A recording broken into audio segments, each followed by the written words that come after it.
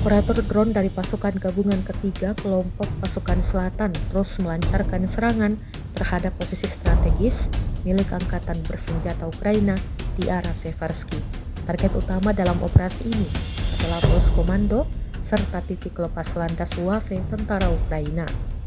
Rekamannya diunggah di Telegram pada Sabtu 15 Maret 2025. Serangan presisi yang dilakukan bertujuan untuk melemahkan sistem pengintaian dan serangan udara musuh. Rekaman dari lokasi menunjukkan sejumlah ledakan di titik-titik strategis Ukraina.